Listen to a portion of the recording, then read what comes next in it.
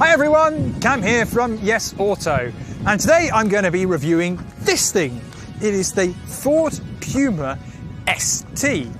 Now, it's getting absolute rave reviews at the moment because it is, in a nutshell, a Ford Fiesta ST on stilts. So I thought it'd be a good idea to compare it with an actual Ford Fiesta ST and see whether you should pay a little bit more and get the crossover or just go with the good old-fashioned Super Mini. But before I get into this review comparison thing, don't forget to hit the like button and subscribe for more awesome videos just like this.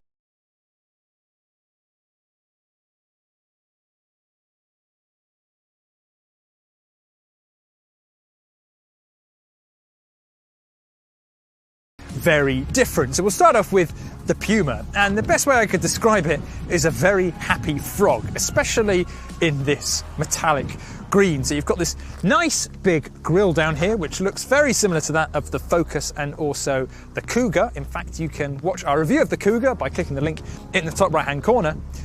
But overall, it's got a very SUV front end, a nice high nose, high bonnet for lots of road presence.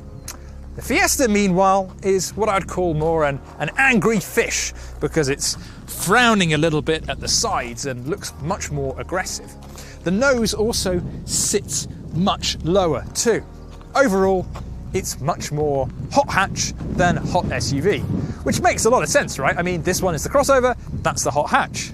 Well, sort of. We go a bit further back, we've got our SUV-like roofline going back here and also these extended wheel arches, and it looks overall quite a bit bigger than a Fiesta, right?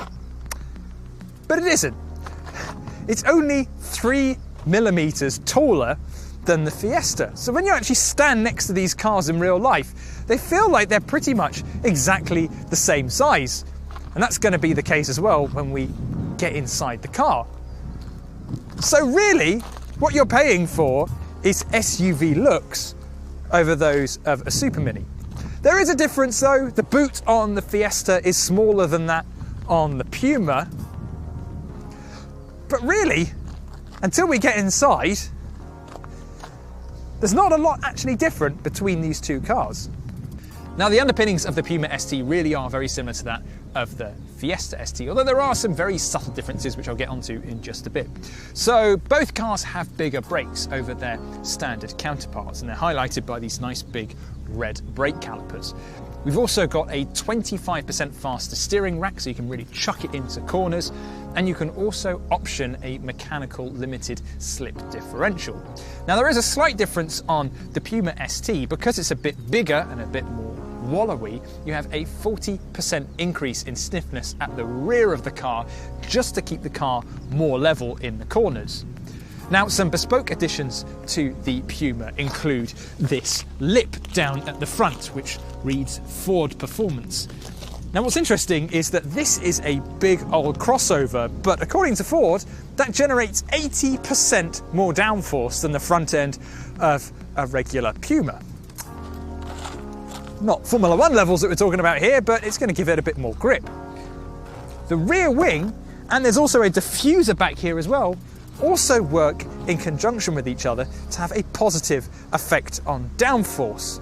So there are some real sporty credentials to what is a not very sporty body style. Now, you've only got one engine option in the Puma ST, and it's a 1.5 litre 3-cylinder turbo engine producing 197 brake horsepower and 320 newton meters of torque. And like all proper hot hatches should be, power is sent to the front wheels through a good old-fashioned 6-speed manual gearbox. No automatics here for the Puma. And it's exactly the same over here on the Fiesta ST. Though what I find amazing is that it's so much more tightly packaged in the Fiesta than it is in the Puma. You've got so much more free space on the crossover. Now, there are actually some subtle differences here. Although they produce the same amount of power, the Puma is 100 kilograms heavier because it is, while not taller, it is a bigger and heavier car. So it means it's a little bit slower going from 0 to 60. There's also a difference in the exhaust note, which we're going to hear in a little bit. Apparently, the Puma ST is 40% less raughty than the Fiesta ST. Let's see if that's the case.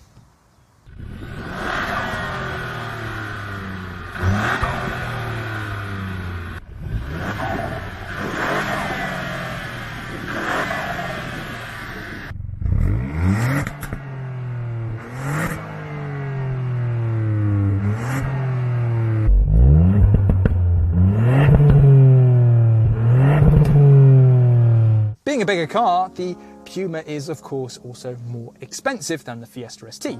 So prices start at £28,500, which is around £6.5 grand more expensive than the equivalent Fiesta ST. And that's also before you spec the performance pack, which I recommend you do because it comes with the mechanical limited slip differential, as well as launch control and also a shift indicator on the instrument panel. And it only costs £950, but will probably be quite important when it comes around to selling the car. So yes, it's more expensive, but you do get a bit more for your money. So not only is it a bit more spacious in the Puma than it is in the Fiesta, not massively, but it definitely feels more like an SUV, and I'm sat a little bit higher. The Puma is a newer car, and therefore it does feel like a slightly fresher cabin. Not only does the build quality feel actually a little bit better than that of the Fiesta, but we also have a fully digital instrument cluster, whereas you have a hybrid instrument cluster on the Fiesta, and it just makes it feel like a much more futuristic car. It's also got these really nice blue and red graphics as well, and when you put it into sport mode it gets all moody and red. Now there's also a lot of changes over the regular Puma as well, so we've got these really lovely ST Recaro seats, which are actually the same as what you get in the Fiesta ST. We've also got an ST steering wheel, which has an ST badge at the bottom, but it feels really lovely and sporty. A really nice grip on that. And that's something that Ford really does very well. It nails all the touch points. You spend most of your time holding the steering wheel and it feels absolutely great. We've also got this carbon fibre effect on the dashboard. Now it's not real carbon and it looks quite a lot like it, but carbon doesn't really have a texture to it, whereas this very much does. It's probably a wrap. We've also got a sportier gear lever as well, ST badges on the floor mats, and also the door sills have got Ford Performance written down the side of them.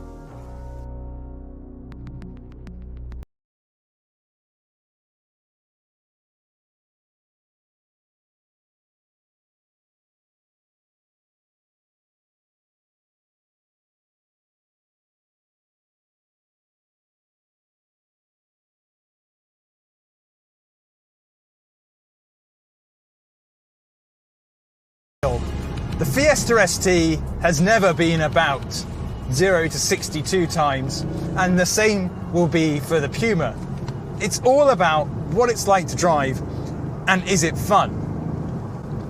And for a Fiesta ST, that's not all that hard to achieve because Super Minis themselves are small, light, and quite a lot of fun in their own right. But when you've got a crossover, they're bigger, they're heavier, they don't really serve the basis of a hot hatch material. But this Puma ST is probably the closest thing you'll get to a hot hatch inspired crossover. It is a right laugh. Let's start off with the steering, which is really sharp. You can just pitch the car in and it just grips and grips and grips with not a lot of steering input. And there's a lot of feel to it as well. I know that car journalists go on and on and on about steering feel all the time, but Ford are really good at making the steering of their cars feel really natural and just intuitive to use, and it's the same with this Puma ST. And you're going to need a little bit of feel through the wheels because there's a fair amount of torque steer.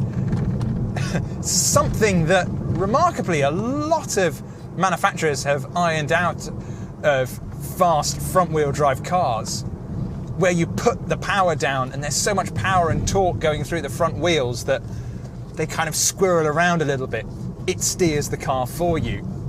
And you get that quite a lot in the Puma. Objectively, it's not great. But then again, there's something quite old school and quite fun about it. It's almost quite silly that a modern car can squirrel around so much. And speaking of the car steering for you, I'm on quite a bumpy road at the moment with lots of potholes, and I'm finding that the steering is kind of wanting to find a lot of lines in the road and follow those lines even though I don't want it to. It's called tram lining.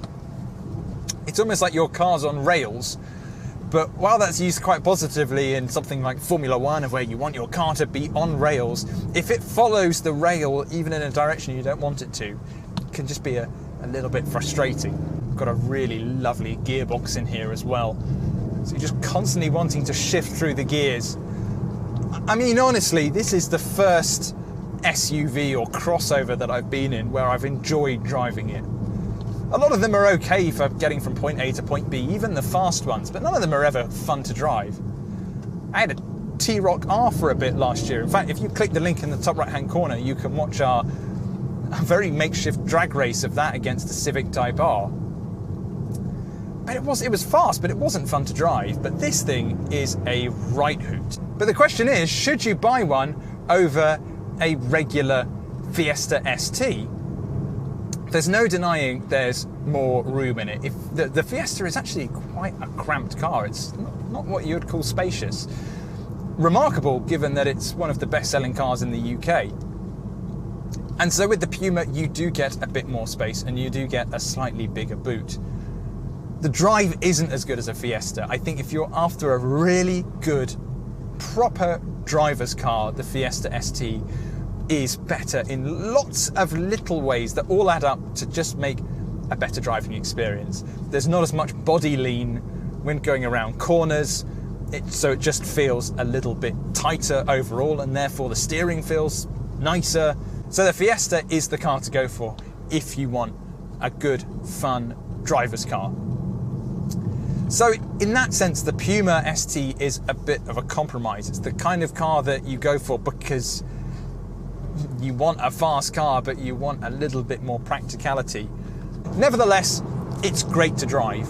For it being a bigger car, it is easily the most fun to drive crossover there is out there. And if that's the kind of thing that you're after, if you're looking for a crossover that feels like a hot hatch in pretty much every single way, the Puma absolutely nails it. I still would rather the Fiesta ST though.